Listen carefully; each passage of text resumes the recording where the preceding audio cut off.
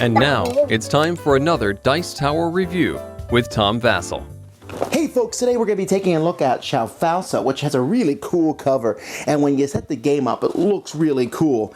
Basically, here in the back here, the dwarves have discovered a secret passage, and there's wealth, and everyone has their own kingdom, basically, where you're trying to go in and mine it out and get the resources. Yes, that's right, even though there's this cool fantasy theme to it, it is a resource management game. In fact, it is a fairly hefty economic game. Although there's a lot going on, there's 3 modes of play. Let's get into it and we'll be back.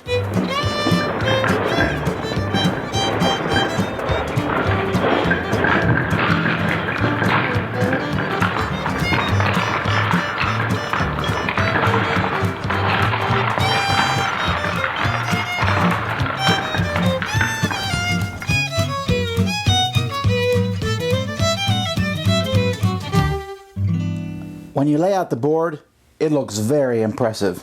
There's different resources here. Each of the different resources is a different color. And then there's a track here to keep track of the buying and selling prices of this game. Now there's 3 sorts of games in this. There's the family game, the legend game, and the colonial game. The colonial game is just this basically start from bare bones. The family game is a simpler game that mostly solidifies the prices of these, and then the standard game is the one in between, and that's the one I'm going to show you. Each player is going to pick the race that they are. This race will determine how much money you start with, kind of the layout of your land. If you have any starting buildings on the legend side, it will tell you what buildings you start with. If there's anything else that's going on in the game, that maybe you start in different spots, so you will pick one. So for purposes here, we're going to pick board shiny. When we take off the glare, we'll see that this is the Shafausa, or it looks like the dwarves. So I see dwarves start with 50 coins. And I got to talk about the money here a little bit. See the money here? Pretty cool, those 50 coins. These 10 coins are pretty neat. These 5 coins are small, but these 1 coins are ridiculously small. And that is one of the problems. This game is a beautiful production. Looks beautiful, but wow. Is it unwieldy and annoying? So many things are so tiny and small. Like, for example, I start with a mine on this board and a forest, and they're each worth a victory point, and you have to really look closely to see the victory point of those cards. That's not a huge deal, but as the game progresses, there's a lot of little things everywhere. Now, I put my pawn here to show that I can build in this area 1. Later on, if I pay 1 wood resource and 2 stone resources, I can open up area 2 to build things and open up area 3. So 1 pawn is kept on that board to keep track of those. 2 other pawns are kept on these boards here.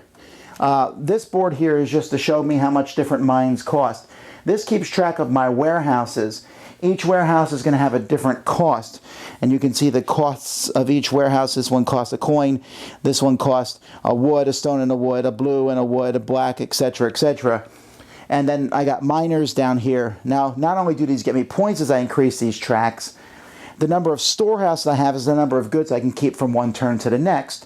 The number of miners I have is how many resources I can produce. So I have 4 miners, so as long as I have 4 mines, I'm fine. But if I get 5 mines, I better have another miner. I won't be able to produce with all my mines. The first part of a turn, players are going to produce with their mines. So in this instance, I would get 1 iron and 1 wood. And I would pull those from the middle, from the different bins here in the middle, and take those resources in front of me.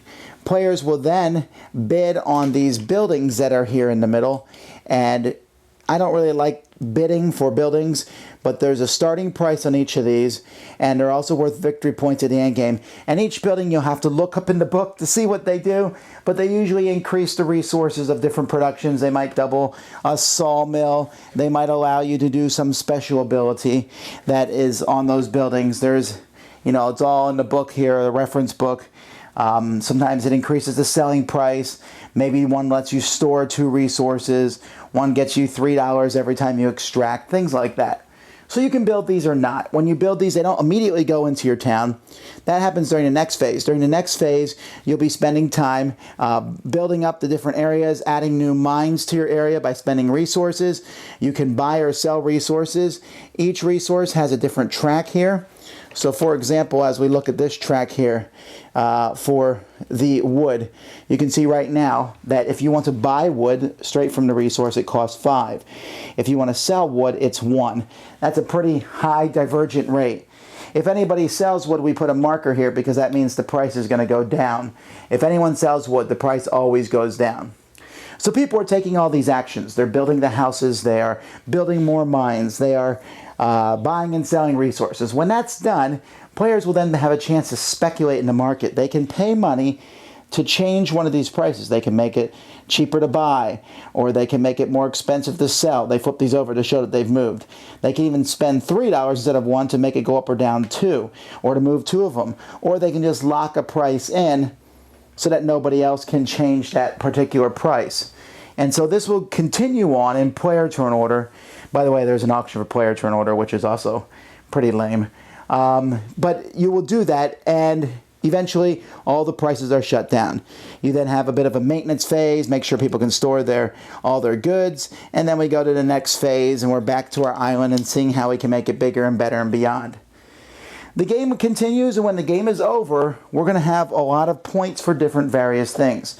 You're going to have points for every mine you have. You're going to have points for every miner you have. You're going to get points for every building, for mines. If you build at least 10 buildings, you get extra victory points. If you build at least 11 warehouses, you get extra points. If you have all your whole towns, these areas on the board full, you get extra points. Players also will get power cards. Each player will get a set of power cards that correspond to their person. These power cards are interesting because there's no text on them, and they all look different for each player. These are the 3 from my faction, but they all have different pictures on them. And so you play these cards when you want to over the course of the game, and you have to look them up in a reference guide because there's no words on any of them. So anyhow, the game ends when someone has filled up all their town, or when someone has built 11 warehouses and has filled them all from one turn to the next. At that point, you add up all your victory points, and whoever has the most is the winner. Okay, this is an interesting game for me to review for a couple reasons. First of all, I mentioned already when I was showing you the game, the production, and the production almost spoils the game. Having to squint to look at the different buildings, and then having to look up what every building does all the time, and then having to look up what your special cards mean. The different color cubes, not always easy to tell, any lighting at all. Which one is the gray, black, blue, white, it's not as easy to tell them apart as you might think, and forgetting which resource does what. And then moving the little dials on all the costs of the things.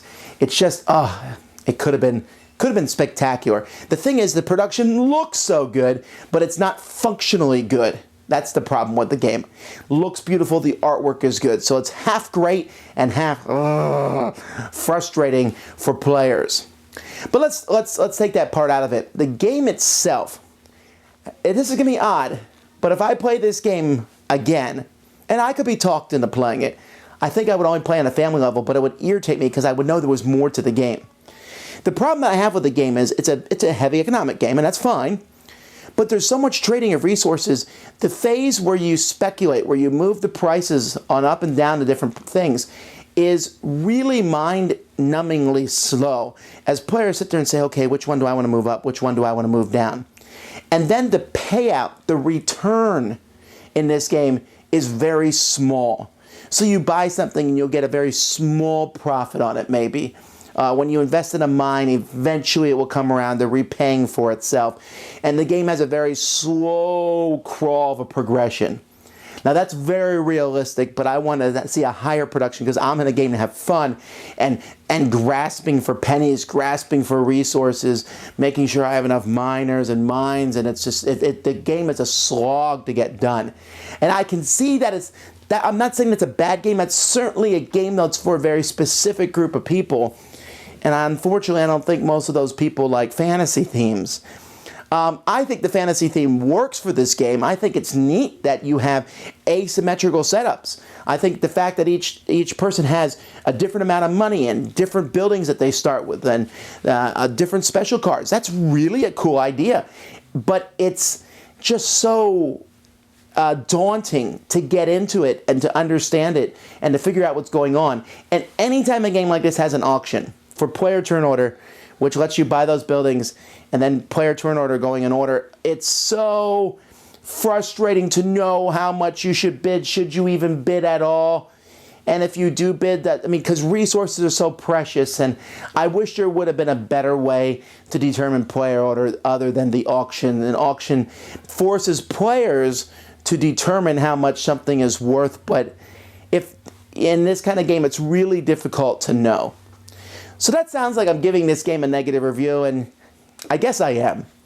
Because I think the game has potential. I think the game itself is pretty good, even if it's a little slow moving for me.